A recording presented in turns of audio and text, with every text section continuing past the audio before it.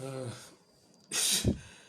mes chers amis, franchement, en Wolof chat dafa gaaw. 4 fois, j'ai tenté de régler le problème, mais je pense que j'ai été hacké. Mais bon, j'ai une technicienne de génie qui était là à côté. Peut-être que ça c'est bien parti. Mais je me battrai jusqu'au bout pour que mon live continue. Parce que rien ne pourra l'arrêter. N'est-ce pas? Bon, j'avais annoncé d'aller dans le dur de ce livre pour ce live. Mais je vais d'abord résumer le live précédent où j'avais fait l'introduction. J'avais fait l'introduction en présentant d'abord l'auteur et en présentant le livre globalement, les blocs d'idées et comment c'est structuré. Ensuite, n'est-ce pas, j'ai terminé par une note d'explication sur l'idée que j'ai sur ces lives et le live en direct et le live public que je vais finalement faire dans un hôtel pour pouvoir donc perpétuer les samedis panafricains. Résumé de cela, après, allons dans le dur. Bon, aujourd'hui, d'abord, pour entrer dans cette partie-là, faisons une transition en expliquant qu'est-ce qu'on avait dit et la transition pour aller sur ce qu'on doit dire aujourd'hui. Aujourd'hui, j'aborde ce qu'on appelle, ce qu'il a dit en deuxième chapitre, philosophie et culture nègre. Pourquoi l'auteur parle de philosophie et de culture nègre? D'abord, dans le chapeau de ce texte-là, il y a deux concepts clés qui résument de ce qu'il veut dire dans ce chapitre. Il dit, ces deux notions, concepts clés, c'est l'éducation et la formation, d'une part, et la culture nègre. Parce qu'il dit que nous devons, par l'éducation et la formation, préparer les jeunes pour recevoir et faire avancer la science. Parce que nous, Africains, n'est-ce pas,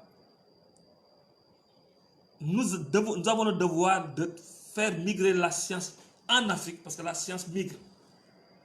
Et pourquoi on est capable de le faire migrer vers l'Afrique? C'est parce que l'Afrique est le seul continent à être développé. Ensuite, la culture africaine va nous permettre de faire migrer ça, parce que c'est une terre propice au développement, comme une bonne terre propice au développement de la science. Je vais vous lire le chapeau, ça deviendra plus clair. Nous devons, par l'éducation et la formation, préparer les jeunes pour recevoir et faire avancer la science qui, au terme de sa migration historique, atterrira en Afrique, le dernier continent qui reste à développer. Donc, il faut faire migrer la science et amener les jeunes à s'engager dans ce combat-là. Mais pour y arriver, il faut aller vers la culture africaine. Parce que c'est par la culture africaine que nous pouvons nous mettre sur la bonne route, comme il avait dit dans le premier chapitre, dans la première partie. Si nous avons eu des problèmes à relever les défis qu'il avait énumérés sur la première partie, c'est parce que nous n'avions pas pris la bonne route. Et que parce que la bonne route, on l'aurait pris si on s'était référé, n'est-ce pas, à l'héritage de nos anciens, de nos ancêtres, de nos aînés, de la résistance des Spartacus et du génie africain. On ne l'a pas fait. Maintenant, il invite à le faire.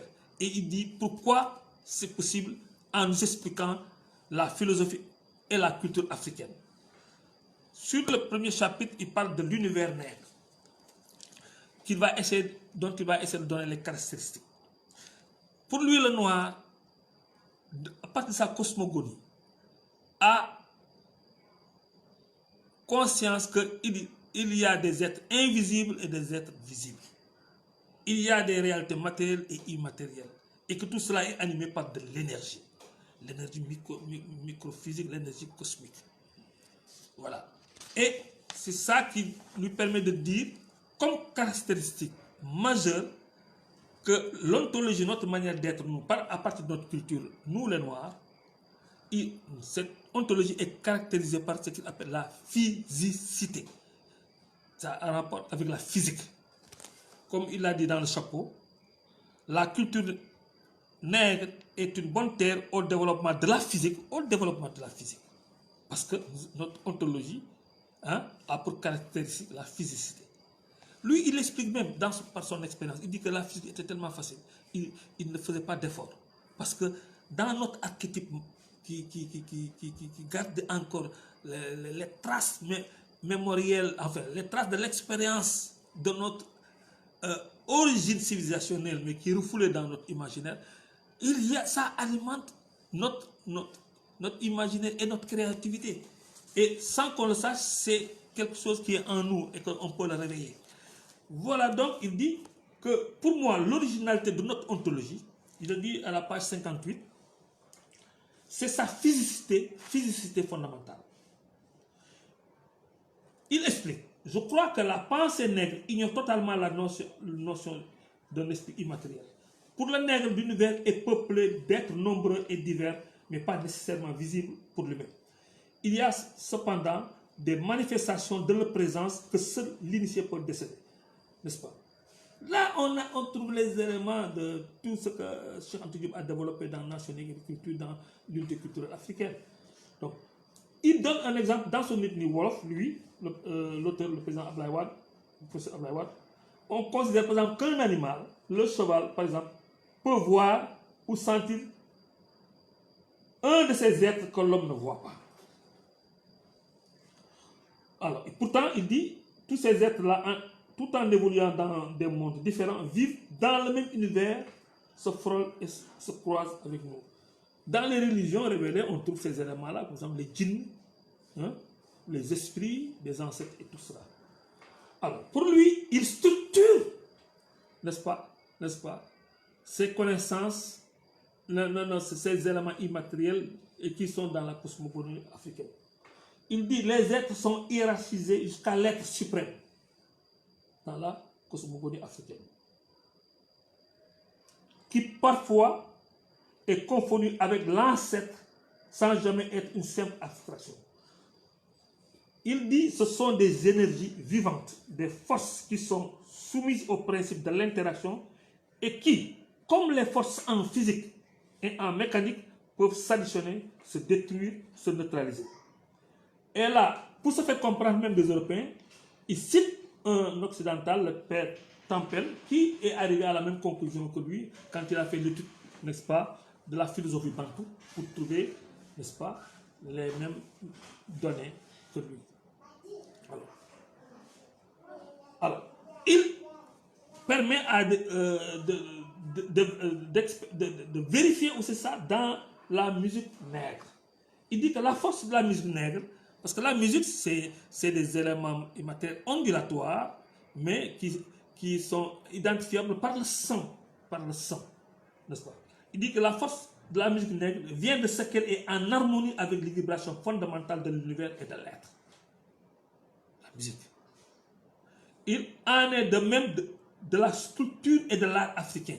Senghor avait montré que l'art africain, mis sur le symbolisme, sur le sens du symbole, contrairement à l'art réaliste occidental qui fait une description plate de la nature. Voilà la différence, parce que l'art symbolique, hein, nous fait interférer, n'est-ce pas, le passage vers des connaissances, n'est-ce pas, immatérielles. Voilà. La force du rythme africain est dans sa dissymétrie. Par exemple, le syncope. Il en est de même de la danse, pour lui, faite de feintes et d'esquisses rétractées. Ouais, c'est-à-dire que l'Africain danse, il bloque, il reprend, c'est-à-dire qu'il n'a pas une cadence régulière, il coupe les choses et ça donne de l'harmonie et de la beauté. Bon, voilà comment donc l'art nègre est différent de l'art réaliste occidental qui est très plate, rationnelle, méthodique. Cette physique nègre donc participe de la même vision que celle de la physique moderne des Kanta. Vous voyez comment lui, par son expérience en tant que physicien, il trouve, n'est-ce pas, un parallèle avec la physique des Kanta. Moi, je ne suis pas un physicien, je ne suis pas un mathématicien, je ne peux pas faire donc un développement poussé, mais lui, il sait de quoi il parle parce qu'il est mathématicien physicien. Donc, tous deux se réfèrent à des énergies abstraites soumises aux lois de l'interaction.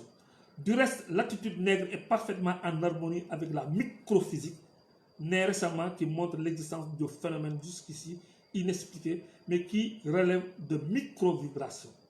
La culture nègre, pour conclure, comme il le dit, est donc une bonne terre propice au développement de la physique. Il a dit que lui, il a fait donner cet exemple dans une conférence qu'il avait donnée, tenue à Boston en 1967. Et il expliquait aux Européens, par une anecdote, quoi, il explique. Il dit à un Européen, ce morceau de terre là-bas, on pourrait le faire exploser à distance, leurs réactions sont différentes. Le nègre ne manifestera aucune surprise quand on lui dit ça, car il admet au départ que tout corps renferme une énergie, que certains désignent même par esprit, et que l'on peut libérer plus ou moins brutalement, mais peu importe la dénomination. L'Européen, lui, sauf si c'est un universitaire qui a étudié la physique, trouvera un tel propos absurde. Pourtant, c'est l'Africain qui a raison pour lui. Donc, ce qui est l'exception chez l'Européen est un principe chez le nègre. Mais on trouve la pertinence et l'explication dans l'histoire africaine. Comment nos ancêtres, les Égyptiens à l'époque pharaonique, où ils étaient tous seuls sédentaires, ont pu accéder à la connaissance, n'est-ce pas, de la physique, de la mathématique, pour construire avec ces connaissances les pyramides, faire les momifications et tout cela, sans l'avoir appris d'une autre civilisation et de personne. C'est parce que justement, c'est ce mode de pensée africaine qui est propice à la connaissance de la physique. Parce que, n'est-ce pas, comme il le dit, on a un rapport fusionnel, un rapport, n'est-ce pas, d'acceptation, n'est-ce pas, et de respect des vibrations de la nature. Toutefois, il dit, avec les rayons laser, le cinéma et la télévision qui ont vulgarisé les applications de certaines découvertes scientifiques, l'Européen moyen conçoit, mais seulement maintenant, ce qui pour le nègre est depuis toujours l'évidence. N'est-ce pas? Même puisque étant dans ses conceptions fondamentales, hein, ses connaissances donc des rayons laser, enfin des principes, hein, donc de ces réalités déterminées par l'énergie, n'est-ce pas, est déjà dans les dispositions mentales de l'Africain. Alors que les Européens, c'est par découverte, par l'observation qu'il arrive à admettre cela et à l'accepter. Donc, savoir que la matière renferme de l'énergie, qu'elle est intégrable, désintégrable, prédispose le noir à la compréhension facile de la physique ondulatoire moderne. Il a tenu cette conférence-là, n'est-ce pas, en 1967, n'est-ce pas, à l'université de Boston. Alors, il précise encore, ce n'est pas par hasard que si nos premiers agrégés furent pour la plupart des physiciens, ce n'est pas un hasard. Pour ces raisons, l'Afrique devrait faire le pari d'investir dans la recherche en physique comme l'ont fait les Japonais dans l'électronique. Au total, donc,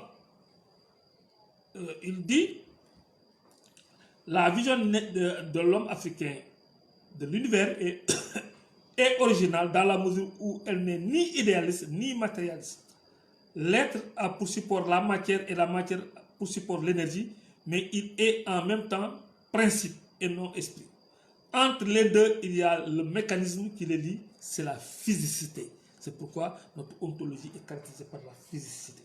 Les lois de l'interaction et de la modification des êtres ne sont pas pure abstraction, mais des principes observables dans les rapports matière. Comment se fait que nous, tout ce qu'il est en train de réveiller et de le faire admettre, qui existe en nous, nous l'avons perdu? C'est parce que nous avons, après l'accident historique, hein, lors des invasions des Hyksos, des peuples de la mer, des Romains, des Perses, en immigrant, n'est-ce pas, tout le patrimoine, le capital scientifique qu'on avait reçu, se sont dégradés, on a eu à faire connaître des pertes dans la migration, si bien qu'on n'a pas pu reproduire l'éducation et la transmettre. Donc on a gardé des résidus. Vous voyez chez les Dogons, Ils ont gardé une connaissance précise, n'est-ce pas, de l'étoile de Sirius, n'est-ce pas, des données astrologiques. Mais ils l'ont appris où? C'est parce que c'est les résidus de connaissances qu'ils ont pu conserver lorsqu'ils sont isolés dans les grottes, dans les montagnes. Vous comprenez? Donc, il a raison. Voilà donc pourquoi c'est pertinent, comme il le dit, pour être dans la bonne route, pour aller dans la compétition avec l'Europe et les battre sur le plan de la scientifique, il faut faire un retour à la pensée africaine. Et que c'est possible parce que la physicité, n'est-ce pas, de notre ontologie nous permet d'y aller et de trouver des raccourcis. Parce que si nous avons été les premiers sans l'avoir appris de personne, il suffit simplement qu'on investisse dans l'éducation, comme il a dit, donc l'éducation, pour que les jeunes relèvent le défi de la connaissance scientifique et rattrapent, réduisent les gaps historiques. C'est ça qu'il a voulu démontrer donc sur ce premier chapitre sur l'aspect donc philosophie nègre et culture. Il aborde aussi l'obstacle épistémologique de, n'est-ce pas, de l'idée de la rationalité. Parce que l'Européen s'est dit, lui rationnel, le nègre, lui émotionnel. Donc il y a une césure, de telle sorte que nous avons une pensée très logique. Sarkozy est venu tenter à l'université de Cheikh Anta Diop, tenter de nous enfermer encore dans cette dichotomie que nous ne sommes pas bien entrés dans l'histoire, nous ne pouvons pas être rationnels, nous avons une pensée très logique, primitive. Abdoulaye Wade bat en brèche cette thèse et démontre, n'est-ce pas, cette fausseté. Alors, pour lui, là j'ai résumé, j'ai passé vite. Si cette partie, nous sommes dans le dur, hein, parce que nous sommes dans un livre qui explique le panafricanisme, qui va lui présenter une voie nouvelle, un mode opérateur pour aller vite pour créer les États-Unis d'Afrique, mais il veut démontrer les justifications et la pertinence de ces démonstrations en puisant des ressources intellectuelles, morales, physiques dans la pensée africaine, dans la cosmogonie africaine et dans l'histoire. Et c'est pourquoi il commence par la philosophie, après avoir montré que nous n'avons pas été capables de relever les défis, n'est-ce pas, qui se posent à l'Afrique, et que c'est parce que nous avons pris une mauvaise route, parce que nous pensons à travers le blanc, nous pensons à travers les concepts qu'ils nous donnent, et que nous n'avions pas d'originalité, que c'est cette voie-là qui était une impasse, et que nous n'avions pas pris la bonne route, et que la vraie bonne route, c'est de nous détacher de ça et de compter sur nous et de replonger dans notre passé, dans notre mémoire. Hein, donc remettre la mémoire dans notre histoire dans notre mémoire, et nous allons être dans la bonne route pour aller vers la conquête, n'est-ce pas, de notre place naturelle dans le Conseil des Nations. Alors, sur la rationalité, je vais vous lire aussi un aspect. Il est permis de penser que la symbolique est la forme supérieure de la connaissance. Ça peut surprendre, la symbolique est la forme supérieure de la connaissance. On comprendrait du reste que des peuples comme les Égyptiens, et puis il y a des milliers d'années, sans connaître explicitement le nombre pi ou le nombre d'or, construisent les pyramides qui défient le temps et les connaissances modernes. Là, quand même, je me permets, parce que quand il écrivait ce livre-là, peut-être qu'il n'avait pas à possession, n'est-ce pas, le papyrus de Moscou. Le papyrus de Moscou, actuellement, chaque jour que Dieu fait, on peut découvrir encore dans les pyramides des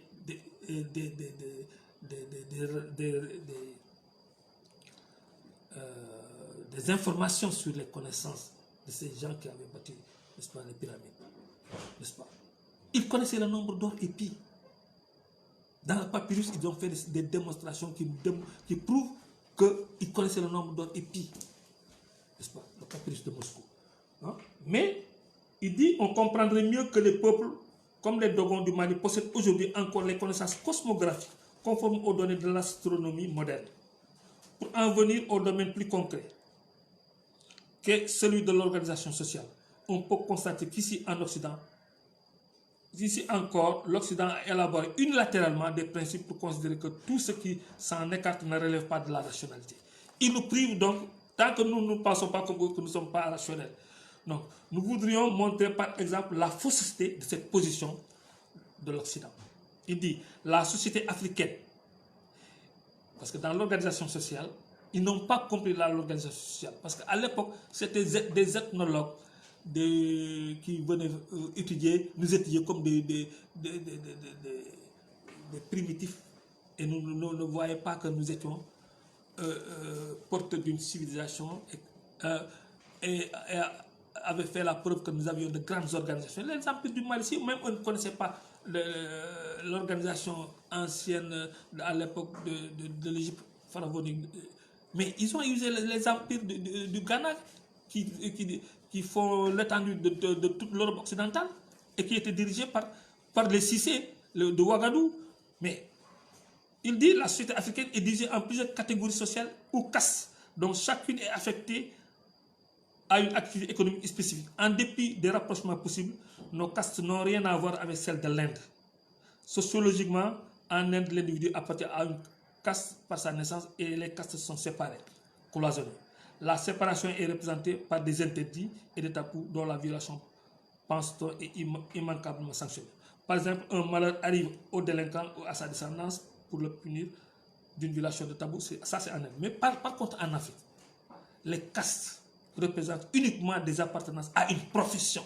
C'est ça la sens qu'il avait, mais qui est perdu parce qu'il y a eu une interférence des régimes autoritaires après notre contact avec l'Occident, où on a pris avec le syndrome de Stockholm, on a pris les méthodes de l'agresseur, de celui qui nous avait agressé. On était devenus même des criminels à un moment donné. Mais ce n'est pas le reflet de ce que nous étions nous. Parce que nous respections la vie. L'étranger était sacré, etc. Voilà. En Afrique, donc, les castes représentent uniquement des appartenances à une profession. On trouve ainsi en Afrique de l'Ouest les forgerons qui fabriquent des bijoux, etc. Ils ont le monopole du travail des matériaux.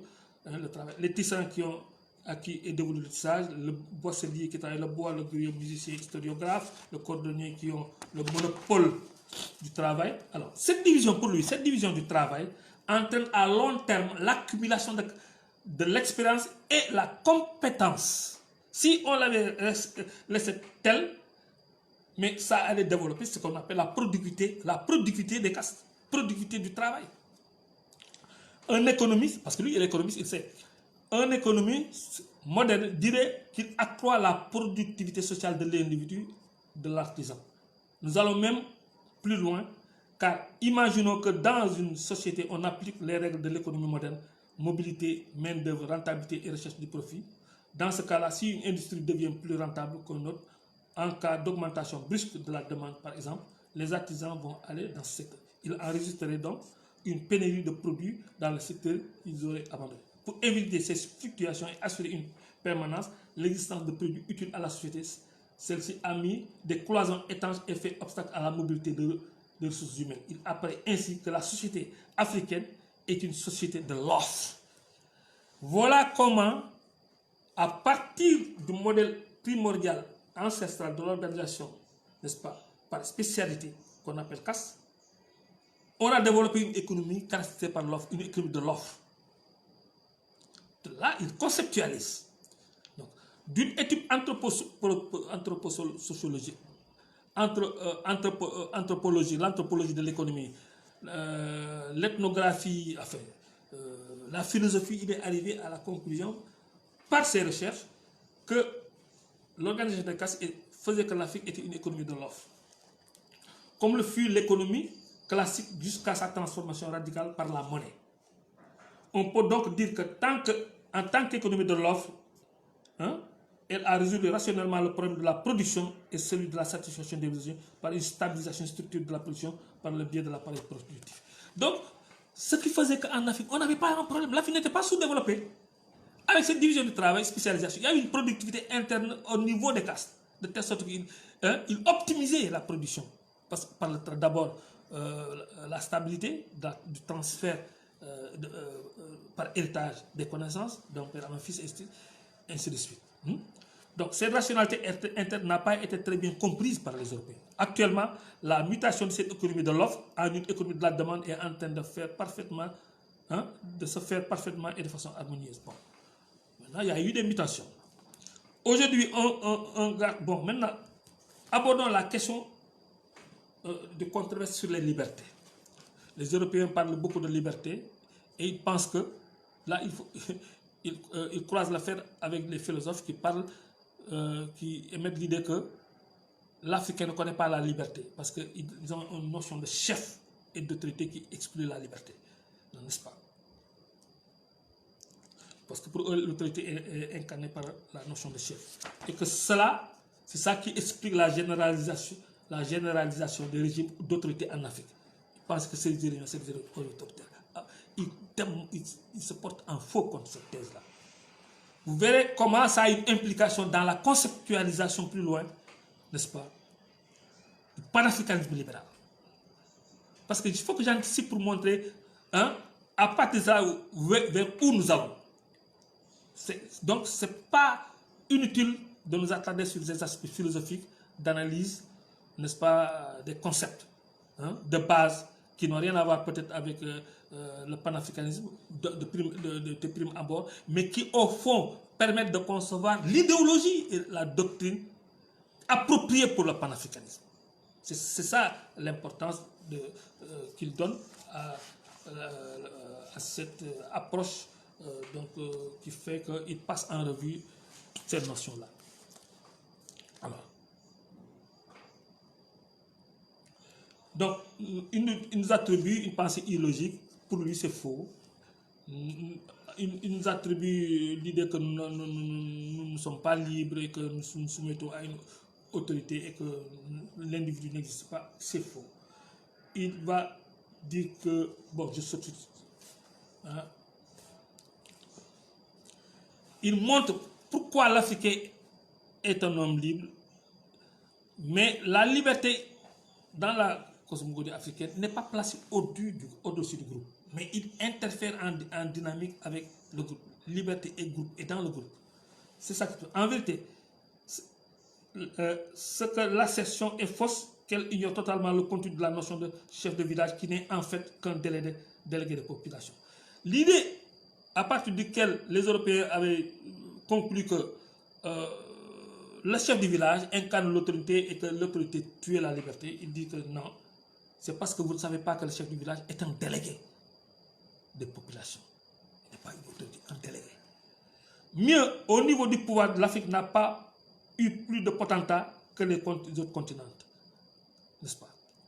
Parce que les potentats là, qui faisaient les guerres, l'Afrique ne connaissait pas la guillotine, ne connaissait pas la pendaison, ne connaissait pas, n'est-ce pas, toutes les cruautés que les potentats européens faisaient. On ne connaissait pas. Même la prison, on ne connaissait pas. Enfermer une personne, non. Tellement on respectait la liberté et la vie. Bon. Mieux vaut au niveau du pouvoir africain, s'agissant de la liberté, un théoricien réputé a écrit que la caractéristique essentielle de l'art nègre, c'est qu'elle repose sur le principe de liberté. Il y en a même des Européens qui, en fait, par la recherche, sont arrivés à admettre que justement, par l'art, on découvre qu'en fond, ces gens-là, c'est pas de liberté. N'est-ce pas? Alors, il dit, de même, la danse est l'expression suprême de la liberté. Ça, c'est pas 69. En Afrique, on ne danse pas par couple. Ce serait trop contraignant. Parce que le couple, ça contraint. Tu n'improvises pas. C'est standardisé. Certes, il y a les danses de groupe, mais c'est des groupes de fraternité, comme il le dit. Mais elles sont initiatiques et exceptionnelles. Le fait de danser en groupe, initiatique exceptionnelle. Mais la danse, en généralement, est libre en Afrique. Le tam-tam est un endroit, c'est-à-dire le sabar, comme chez nous, un endroit public où il n'y a ni pauvre ni riche. Amul guerre, comme nous chantait l'autre là, comme j'ai oublié son nom, amul guerre, amul guewal, bon, tout le monde s'exprime, il n'y a pas de différence de casse et de casse. Donc, sur un mode majeur improvisé par le musicien, chacun improvise à son tour selon son tempérament, sa capacité de créer son talent. La prestation est soumise à l'appréciation du public qui n'assiste pas à un spectateur mais participe. Ainsi, on peut dire qu'en Afrique, la liberté s'exerce dans le groupe. Donc, il y a la liberté, mais il s'exerce dans le groupe. Dans l'environnement. Maintenant, voilà la notion fondamentale à partir de laquelle maintenant il va évoluer pour définir plus tard, n'est-ce pas, pourquoi il parle de libéralisme, de doctrine et consorts. Dans l'environnement culturel occidental, la liberté est un attribut naturel de l'être humain, une valeur fondamentale en dehors de tout contexte social et historique. Cet attribut qui différencie l'homme de l'animal peut être plus ou moins obéré par la société, les conditions économiques et l'histoire, mais il existe toujours en tant qu'aspiration profonde de l'homme. Alors il dit que cette constitution remonterait à saint Thomas d'Aquin, bien qu'il ait existé dans l'Antiquité des hommes libres. Voilà. Contrairement à l'Occident maintenant, la société africaine traditionnelle n'a pas placé l'individu au-dessus de la société. La société africaine n'a pas placé. L'individu, individu et groupe sont intimement liés et solidaires. C'est pourquoi il dit que le principe cosmologique de l'Africain fondamental, c'est le principe liberté et solidarité. C'est là où il commence à faire la démonstration et l'explication. Donc, c'est pourquoi liberté et solidarité dans notre système de pensée sont une et même chose. Liberté et solidarité. La liberté existe donc dans la pensée nègre, bien qu'au nom de l'impératif du développement, elle ait été étouffée par les systèmes politiques africains de parti unique et de pouvoir. Parce que là, c'est des systèmes imposés et encadrés selon le paradigme institutionnel occidental qui fait que nous avons abandonné ça. Bon. Mais en effet, devant les difficultés du développement, on a affirmé que la clé plutôt de celui-ci était la mobilisation des masses. Au nom de cette mobilisation des masses, on a considéré que la liberté individuelle était un luxe qui pouvait bien être relégué après le développement. Voilà, c'est pourquoi on a connu beaucoup de gens traités de dictateurs. Malheureusement, pour cette thèse de la liberté comme résultat du développement, l'histoire n'a pas prouvé l'existence d'une corrélation entre embrigadement et peuple et développement. Donc, on ne peut pas trouver cette corrélation. Personnellement, lui, il dit, je pense que seule la créativité, notez bien, la créativité et l'imagination peuvent sauver l'Afrique. C'est fort ça. Il dit, il pense que seule la créativité et l'imagination peuvent sauver l'Afrique. Parce qu'elles avaient fait de nous la première puissance de l'humanité. La créativité et l'imagination. La liberté ne saurait être un résultat du développement que celui-ci sécréterait au fur et à mesure de son avancement. Non. C'est pourquoi je souhaite que nos dirigeants libèrent nos peuples et libèrent notre jeunesse. C'est pourquoi on peut comprendre là pourquoi Abdoulaye Wade, depuis le début de la question de son parti, il met les jeunes, de très jeunes, en responsabilité. Il les pousse à prendre la liberté, à, n'est-ce pas, s'auto-affirmer, n'est-ce pas, pour faire éclore leur génie. Le génie qui sommeille en eux, mais qui est le produit de l'archétype hérité de la construction de notre ontologie dans le moule civilisationnel primordial. L'Afrique sous-développée est paralysée depuis 3 décennies par des calamités naturelles. C'est vrai, mais aussi par des problèmes dont nous sommes seuls responsables. Rivalité politique, violente lutte anarchique pour le pouvoir, c'est-à-dire en dehors d'un minimum de règles auxquelles chacun se soumet, génocide, conflit ethnique, révolte populaire, analphabétisme, ignorance épidémique auxquelles on oppose aucun front sérieux. C'est parce que quand on te met, on te met en esclavage, on met un périmètre, un enclos, on vous met là-dedans. On crée le chaos, par exemple, des difficultés de vie, pour vous ne pouvez même pas avoir de l'eau, de quoi boire. Mais vous allez vous battre pour vous organiser de telle sorte que vous puissiez vous adapter à l'intérieur, de telle sorte que au fur et à mesure, vous allez être en situation d'oublier qu'on vous avait mis. La situation que vous vivez vient de ce que c'est quelqu'un qui a décidé en dehors de vous pour vous mettre là-bas. Et vos enfants qui naîtront ne sauront même pas que, par la connaissance historique, que la situation que vous vivez est une situation imposée et qu'il faut en sortir. La seule issue, ce n'est pas de trouver des solutions d'adaptation, mais d'en sortir, de l'enclos, de le détruire. Or, c'est pourquoi j'avais fait une critique, n'est-ce pas, des élites africaines qui sont dans les stratégies d'adaptation, qui prennent pour référentiel des concepts qui sont le produit de l'évolution historique occidentale. C'est les élites occidentales africaines qui font ça. Donc, on oppose. Alors, donc voilà, donc l'environnement, la question, donc avant tout, il faut mettre en place un État moderne dans l'aspect de la liberté qui seul peut assurer l'épanouissement de l'homme et stimuler son aptitude à la créativité. Alors, il propose maintenant le consensus comme fondement d'un État démocratique et qui peut assurer la stabilité de l'État. L'Afrique doit régler le problème du pouvoir par le consensus. Parce que là, c'est l'expérience de l'opposant pendant 26 ans face à des partis uniques. Parce que quand lui venait en 1974, c'était l'ère des partis uniques. Régler nos problèmes d'enclos, nous en sortir et aborder les vraies questions de la construction d'un État fédéral. J'ai eu l'occasion de montrer que le consensus était le fondement de l'État et que la stabilité de l'État dépendait du degré de consensus. L'Afrique doit régler le problème du pouvoir par le consensus. Comment accéder au pouvoir, comment quitter le pouvoir. Si cette question n'est pas réglée, n'importe qui peut utiliser n'importe quel moyen pour accéder au pouvoir et le conserver. Voilà. Rappelons brièvement l'analyse consensuelle que j'ai proposée. Cette définition exclut que l'on puisse, comme on le fait souvent, parler d'un consensus à 80% ou 90%. Il dit, dans une société organisée, en État, je propose 3 niveaux de structure. Voilà quelqu'un qui a tellement pensé comment réinventer le pouvoir en État, réinventer la démocratie, pour que l'Afrique sorte des querelles ethniques, sorte des guerres, des coups d'État et tout cela. Et il propose ce modèle-là. Dans une société organisée en État, je propose de distinguer 3 niveaux de structure. La structure majeure. Cette structure majeure comprend les données géopolitiques, territoire, nation, les données culturelles, philosophie, religion, les données constitutionnelles, organisation du pouvoir. Deuxième niveau, la structure intermédiaire. Après la structure majeure, il y a la structure intermédiaire qui concerne l'administration, partis politiques, syndicats, système économique. Après ces 2 niveaux, n'est-ce pas, pour un État organisé, qui va établir le consensus, il y a en 3e lieu les structures élémentaires, c'est les structures sociales. Il dit, dans les pays développés, l'accord des citoyens est fait sur cette notion et sur leurs règles de fonctionnement. Par contre, dans les pays africains, le niveau du consensus est différent. Dans certains pays, l'accord existe au niveau 1, c'est-à-dire structure majeure, n'est-ce pas? Seulement dans d'autres, sur le niveau 1 et 2 seulement.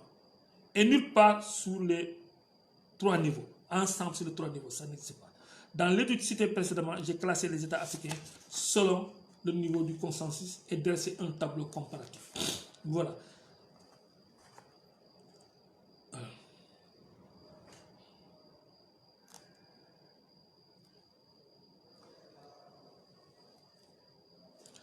Maintenant, on aborde la question, chapitre 3, relatif à la problématique de l'idéologie et de la doctrine.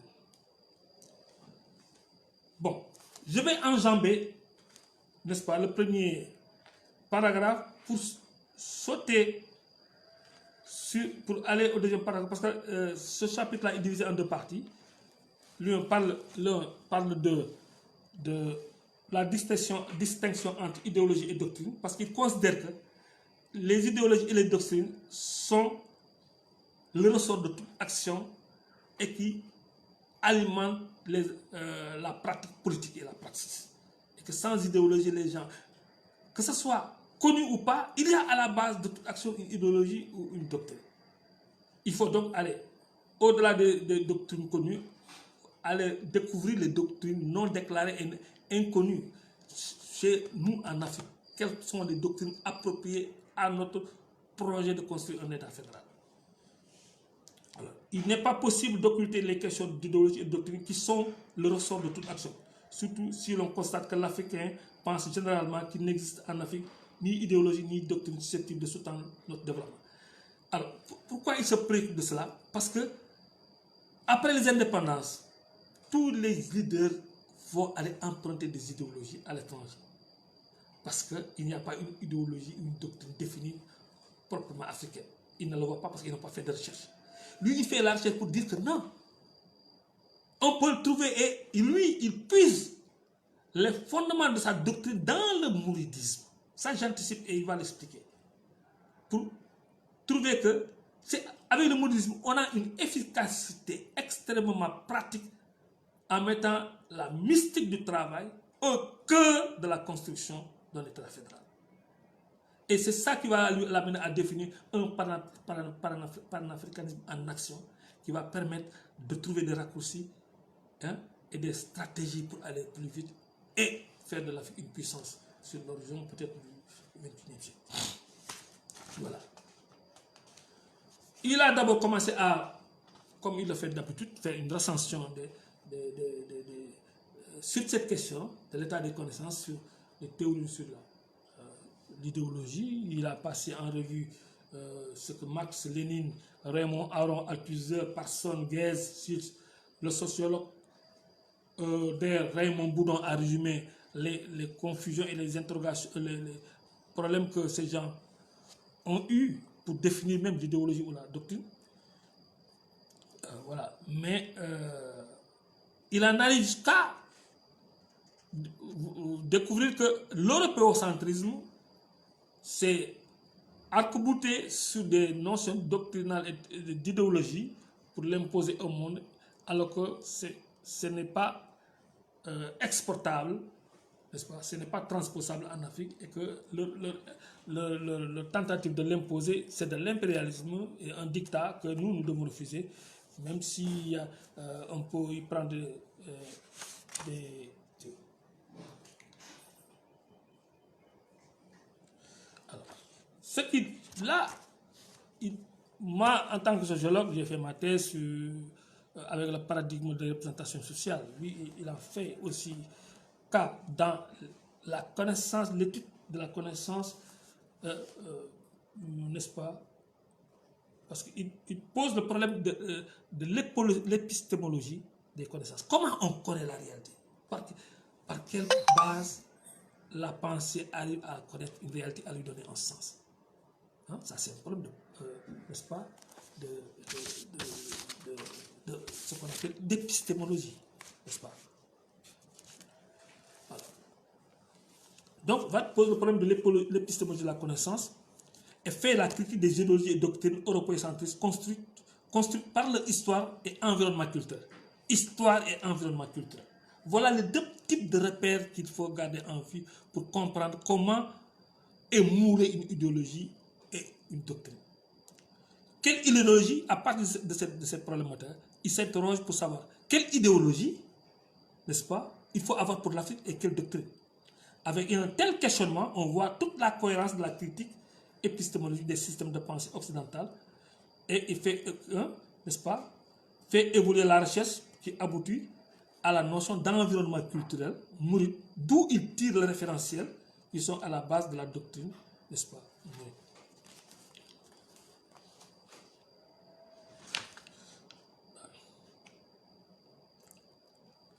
Donc, pour lui, l'idéologie, en tant que système, est donc nécessairement réductrice et simplificatrice dans sa capacité explicative. Et on voit que ce n'est pas l'idéologie qui est un mythe, mais le postulat rationnel qui pose son existence. Non seulement l'idéologie est évolutive dans le temps, selon les valeurs qu'elle intègre ou rejette, mais un même individu ou une même société peut passer d'une idéologie à une autre. Donc, il nous apprend que l'idéologie est source d'inspiration et de motivation génératrice d'action.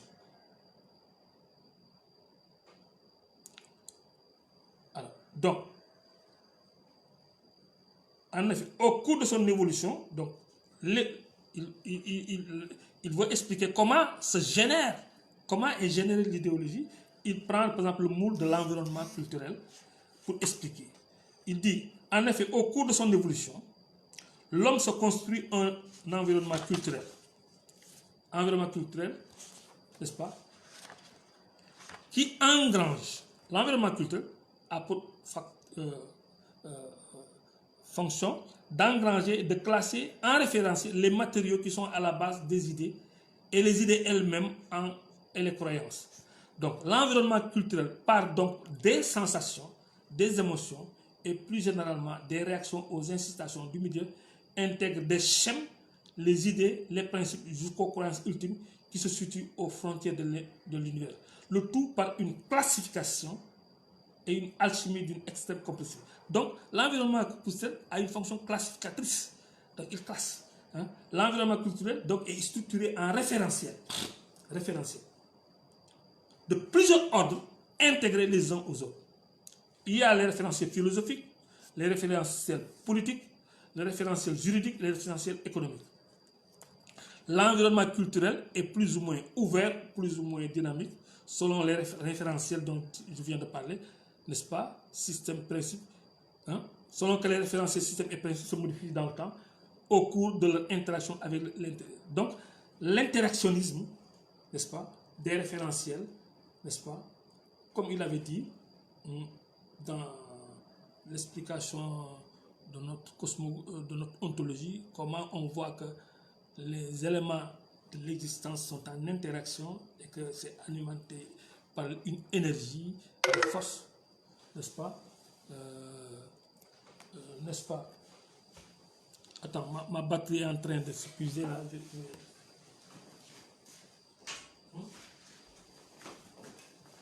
N'est-ce pas? Donc, excusez-moi, c'est ma batterie qui est en train de s'épuiser là.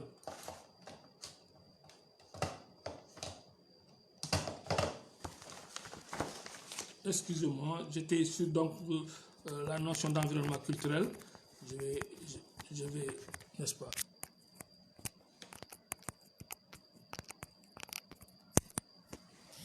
Je ne veux pas avoir un autre problème technique qui proviendrait donc de la batterie. Donc, voilà. Hein? Donc, il propose une théorie, sans entrer dans les détails, après avoir défini donc, les sphères culturelles, l'environnement culturel, il propose une théorie générale fondamentale de la démocratie à partir de tout ce qu'il a développé. Il dit, dans une société démocratique, le référentiel du pouvoir tend à se confondre avec le référentiel dominant, celui de la majorité.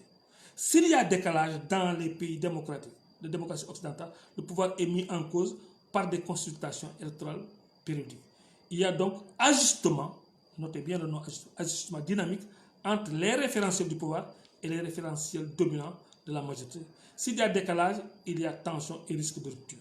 Sous cet éclairage qui définit la démocratie comme l'ajustement harmonieux qui porte au pouvoir la majorité, je considère qu'il peut y avoir une sous-démocratie, bonne pour les pays développés et de vrai, une sous-démocratie bonne pour les sous-développés et de vraie démocratie pour les pays développés. Là, c'était pour battre en brèche l'idée qui a été émise même par Chirac qui disait que ouais, les Africains ne sont pas mieux pour la démocratie, il faut donc laisser les partis uniques. Non, il le détruit là. Donc, la liberté est ou n'est pas pour lui. La démocratie véritable, il ne faut pas, comme je l'ai déjà dit, le confondre avec les formes qui peuvent plus ou moins l'exprimer, multipartisme, parti unique ou autre. Nous pouvons donc illustrer cette analyse par deux exemples pris à des situations diamétralement opposées. Bon, il cite donc l'exemple du 10e siècle en Occident, en Angleterre, mais moi je ne vais pas m'attarder sur ça. Donc, parce que je vais aller vite sur le cheminement intellectuel que nous, Africains et Américains, devons prendre pour nous donner, n'est-ce pas, une doctrine, une idéologie. Voilà. Il dit, de la même façon que précédemment, l'individu esclave de la doctrine devient un doctrinaire au sens péjoratif du terme. De l'idéologie à la doctrine, la différence est celle qui existe entre spéculation et action. Donc, l'idéologie est spéculative, la doctrine mène à l'action.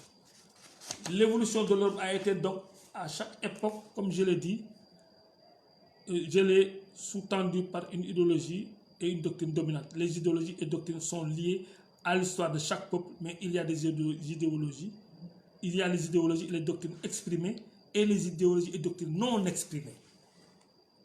Ce n'est pas parce qu'en Europe, ils ont exprimé, défini, conceptualisé leur idéologie en communisme, libéralisme, social-démocratie. Exprimé chez nous, n'ayant pas eu une conceptualisation proprement africaine, on pensait qu'il n'y en avait pas d'idéologie de doctrine. Il dit que non, c'est faux. Parce qu'on développe les mêmes cheminements intellectuels et on est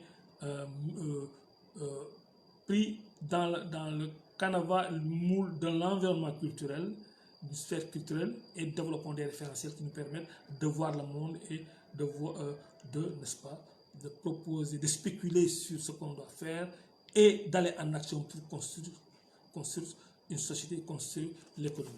Et c'est ça la doctrine. Donc voilà. Donc, pour lui, il est symptomatique que la plupart des premiers militants panafricanistes aient fini par embrasser la doctrine marxiste, même si par la suite ils s'en sont séparés.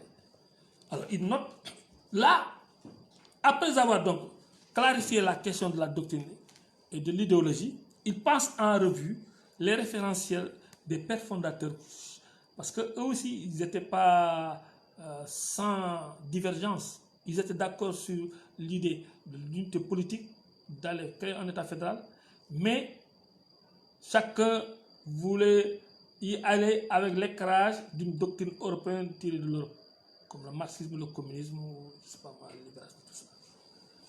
Parce que là, ça va être important pour dire pourquoi lui il a choisi le libéralisme. Voilà. Parce qu'il fait une proposition nouvelle, hein, qui dépasse, donc il fait la synthèse de ce qu'a eu comme formulation et proposition par ses devanciers, les pères fondateurs, dont il est les disciples, et il passe en revue. Il a parlé, par exemple, de la radicalisation du docteur Du Bois, issu d'une famille très riche, havardien, hein, n'est-ce pas? Il a parlé de Georges Padmore, quant à lui, qui était militant communiste, mais qui reviendra de sa position communiste. Nkrumah, lui, parti sur des bases nationalistes profondément, probablement sous l'influence de son ami Padmore, avait opté pour le socialisme dès le départ, puis en est arrivé à des thèses marxistes pour revenir au nationalisme panafricain. Nkrumah donc a eu ce cheminement intellectuel évolutif du communisme socialisme pour aller au nationalisme panafricain. Et c'est d'ailleurs au cours de son voyage officiel en Moscou qu'il fut destitué. Richard Wright, par exemple, le célèbre écrivain américain, fera l'apologie du communisme stalinien, par exemple. Voilà. Pour dire que, par exemple, il y a des gens qui ont parlé de la divergence entre Kadhafi et tout. Mais non, les panafricanistes sont unis dans leur diversité par rapport à leur référentiel doctrinal, idéologique. Mais ils partagent le même idéal et le même projet d'unité politique. Voilà. Maintenant, il parle vraiment des influences du communisme chez certains intellectuels africains et de l'influence du nationalisme européen sur la démarche africaine des intellectuels africains. Et comment il faut dépasser cela, n'est-ce pas? Hein? Voilà. Pour venir maintenant sur le chapitre, pour moi, qui m'intéresse le plus, travaillisme et libéralisme. Pourquoi il parle de travaillisme et libéralisme? D'abord, le chapeau qu'il donne ici pour le travail et le libéralisme montre, n'est-ce pas, lui-même son référentiel, hein, doctrinal. Ce chapeau dit, plus tu travailles, plus vite tu vas sur le chemin du paradis. Ça, il a extrait, n'est-ce pas, des pans génériques mourides de Serigne Touba. Plus tu travailles, plus vite tu vas sur le chemin du paradis. Les mourides ont théorisé donné beaucoup de concepts et de formules qui magnifient la mystique du travail. Pour faire du travail, la khidma, une manière d'adoration de Dieu. Alors, la doctrine définie, comme nous l'avons déjà dit, en tant que système cohérent de principes et d'actions, la doctrine de mon parti repose sur le principe du travail. Il part donc à partir de tout ce qu'il a fait comme développement pour connaître l'environnement culturel qui a été le mot constitutif des doctrines européennes et autres. Et lui, et des référentiels sur lesquels les gens se reposent pour penser leur choix politique, lui, il part, lui, hein, sur le principe du travail comme la base de sa doctrine qu'il va développer, le principe du travail et qu'il a tiré du mouridisme. On voit qu'il s'agit là d'une option doctrinale, donc quelque peu arbitraire, mais conçue comme doctrine porteuse de progrès pour être la motivation profonde des Africains pour la construction de l'Afrique. Il dit, donc, la pensée mouride est porteuse de progrès et peut être une motivation profonde pour les Africains dans la construction de l'Afrique. La pensée mouride. C'est pourquoi il parle de travaillisme. Là, alors, là, il fait la définition générale. La définition générale, c'est quoi? Il dit, la construction sociale, objectif de tout parti politique, c'est d'abord la production de biens économiques et de biens culturels. La production est réalisée à partir de deux facteurs. Deux facteurs, c'est le facteur travail et le facteur capital qui sont combinés, n'est-ce pas, pour créer des biens et des services. Capital, on investit. Capital, on l'a comment? Par l'épargne et l'investissement. Ok? Travail, c'est une force immanente de l'individu, une force de travail, donc, qui est investie. Hein, et qui est rémunéré par le capital pour qu'il se renouvelle. Hein? Donc, la construction sociale, pour répéter, objectif de tout parti politique, c'est d'abord la production de biens économiques et de biens culturels. La production est réalisée à partir de deux facteurs, le facteur travail et le facteur capital. Or, l'Afrique, qu'est-ce qui caractérise l'Afrique par rapport à ces deux facteurs? Qu'est-ce qui est dominant? Il dit que c'est le facteur travail, parce que le facteur capital est rare, n'est-ce pas? Hein? L'Africain est riche en facteur travail et pauvre en capital, et au départ a opté pour l'endettement. Quand vous êtes, les Africains, après les indépendances, ont été appauvris. L'Afrique n'est pas pauvre, mais appauvrie. On a amené les forces de travail, la population active, les jeunes, les femmes pour aller reproduire une force de travail sur le terrain. Qu'est-ce que nous avions ici? Les gens faibles, vieux. Donc, et pas de ressources dont on est propriétaire, pas de capital, donc, mais encore des hommes vivants capables de produire. C'est ça la force, c'est le facteur de travail qu'on a en abondance. Et en abondance parce que vu notre puissance démographique, on a en abondance le facteur travail et en rareté le facteur capital. Alors donc il faut partir de ce qu'on a. Alors, mais pour aller avoir le capital, les régimes néocoloniaux ont pris le chemin de l'endettement. Et ça crée l'aliénation, d'après le président Abdoulaye Wade. L'endettement a amené l'aliénation et la perte de l'indépendance. L'Afrique donc devrait privilégier le facteur travail. Là, je vais y introduire moi une recherche que j'ai développée en enrichissant cet aspect de facteur travail, le rapport facteur travail capital, que j'appelle l'intermédiation de l'accumulation primitive du capital. L'accumulation primitive du capital a été développée par Marx et a été appréciée, évaluée à l'époque de la révolution industrielle en Angleterre et qui s'est faite selon l'analyse, n'est-ce pas, de l'époque des anthropologues économistes, comme le produit de la sueur et du sang.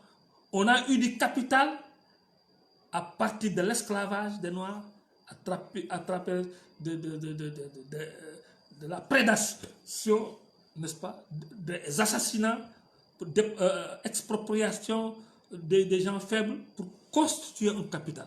Donc, la première masse de capital primitif qui a financé l'industrialisation de l'Occident à partir de l'Angleterre s'est fait avec le sang et la sueur.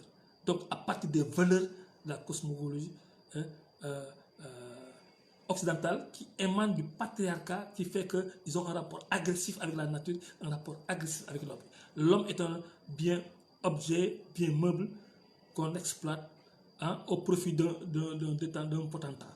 Alors que nous, ce n'était pas notre cosmologie. Donc, comment réaliser l'accumulation primitive du capital en Afrique. Ça, c'est ma partie de contributive en termes de recherche. Il dit la doctrine de la production étant fondée surtout sur le facteur de travail par rapport au facteur capital, ça débouche sur une théorie de la répartition.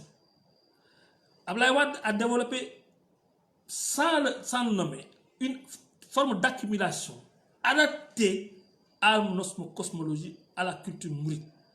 Les mourides, ils font l'accumulation du primitif travail par la mystique du travail et par le sacré.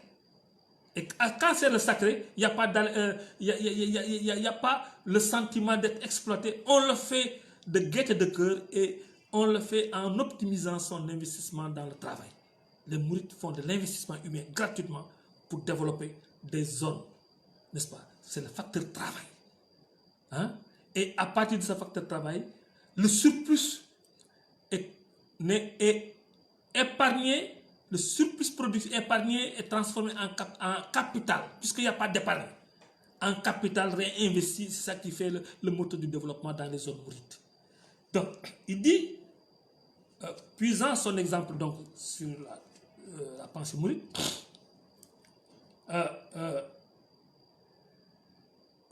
la doctrine de la production étant fondée surtout sur le facteur travail par rapport au facteur capital, ça débouche sur une théorie de la répartition. Dans la répartition du produit social, le facteur travail doit être privilégié.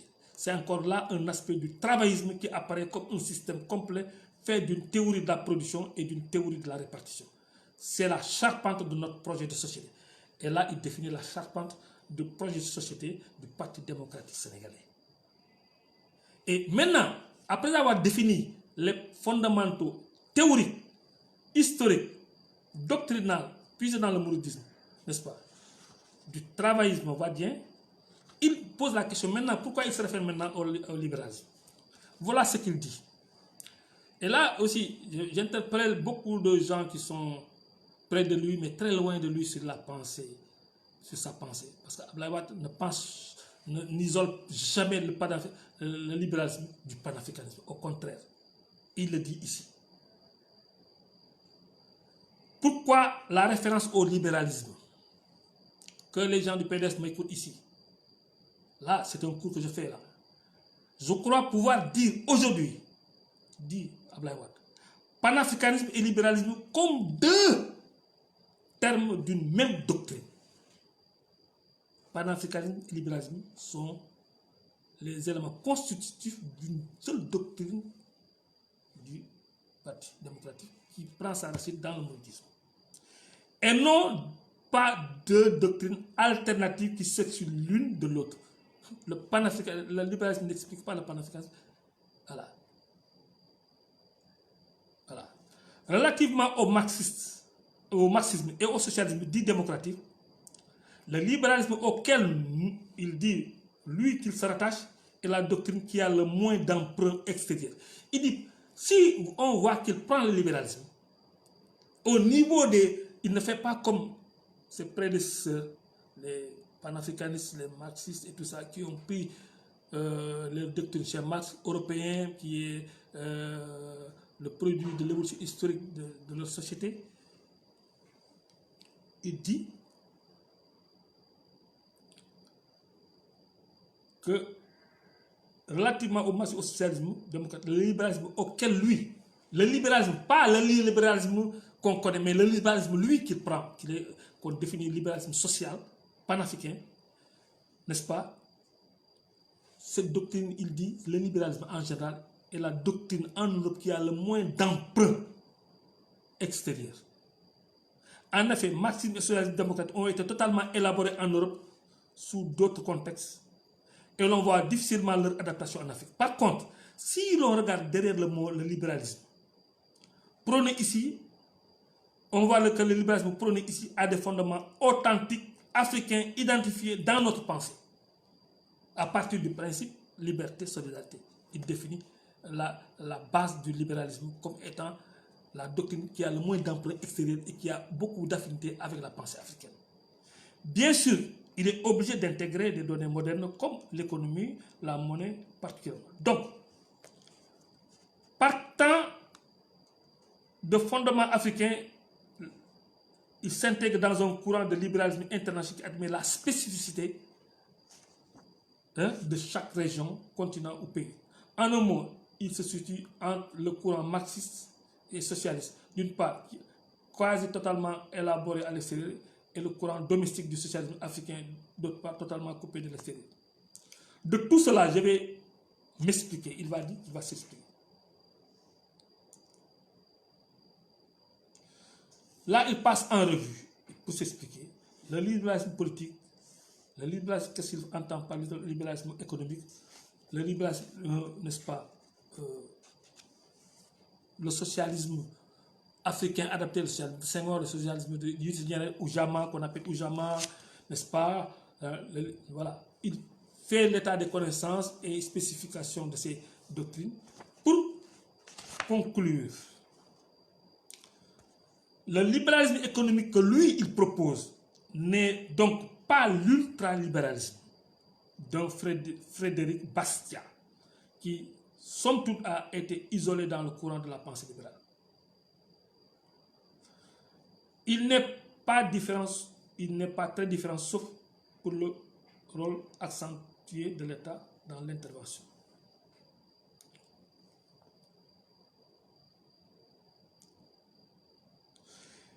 Il dit que le libéralisme qu'il choisit, c'est pour des raisons d'efficacité. Je pense que c'est ce combat, n'est-ce pas? Je pense que ce combat d'efficacité que les cadres africains doivent livrer pied à pied au lieu de se réfugier derrière des protections prétendument socialistes, un peuple trop commode qui assure des emplois sans rapport avec la production, qui va finir par une impasse. Tu assures des emplois sans que cet emploi, l'emploi que tu donnes là, peut être rémunéré par la production. C'est utopie. Mais simplement par un référentiel doctrinal. C'est comme ça qu'il y a eu des échecs des socialismes en Afrique. Et des revenus sans rapport avec le travail payé. Ce n'est pas un hasard si la Chine et l'Union soviétique tentent aujourd'hui d'évoluer vers la concurrence et de domestiquer les méthodes américaines de management. Vous voyez, c'est avec les Deng Xiaoping que justement ils sont sortis de ces handicaps dus donc à ces problèmes de décalage entre production et revenus, rémunération, l'absence n'est-ce pas, production et revenus sans rapport avec le travail. Alors pour lui, le libéral, il propose un libéralisme interventionniste qui n'a rien à voir, comme il le répète, avec le libéralisme forcé. Le libéralisme de Abdoulaye Wade est un libéralisme interventionniste. C'est un libéralisme qui n'est pas forcé et appliqué sans conviction par les socialistes sénégalais. Voilà.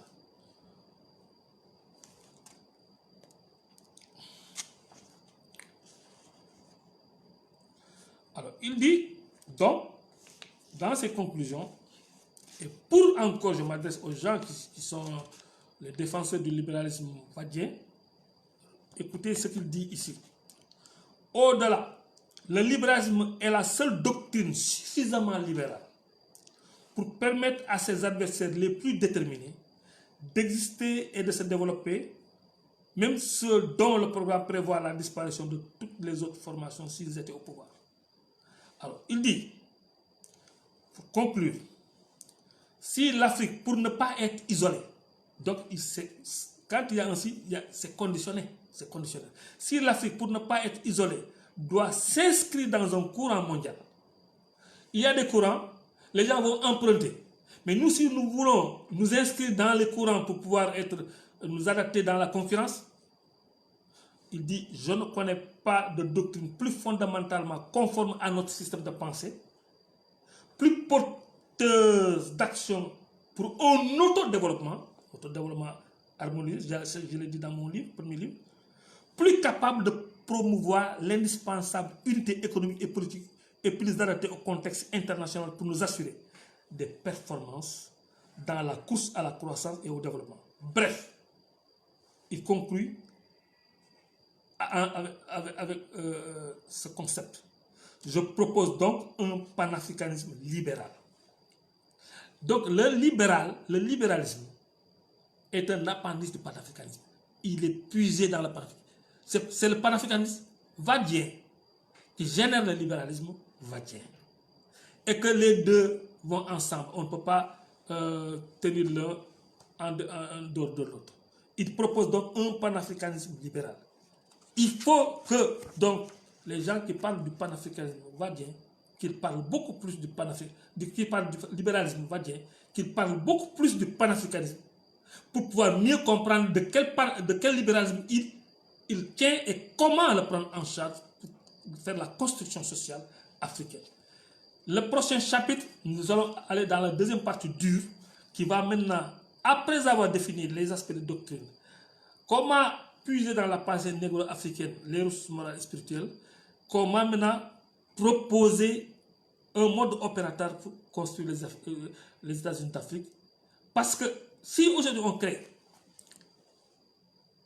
un État fédéral, sans savoir comment immédiatement être efficace et le rendre viable et atteindre nos objectifs, nous connaîtrions un échec. C'est pourquoi il anticipe pour montrer que dès qu'on construit, comment il faut le construire, mais dès qu'on construit, quels sont les dispositifs qu'ils vont mettre en place. Et c'est ça ce qui va être la deuxième partie dure donc, de notre intervention. Je vous remercie et vous demande votre indulgence pour tous ces impairs-là qui ont fait que je n'ai pas pu démarrer de manière normale. Merci, chers amis. Et au prochain live pour terminer la troisième partie, qui est la deuxième partie dure de ce livre, donc du professeur Wade, avocat, consultant, ancien président de la République.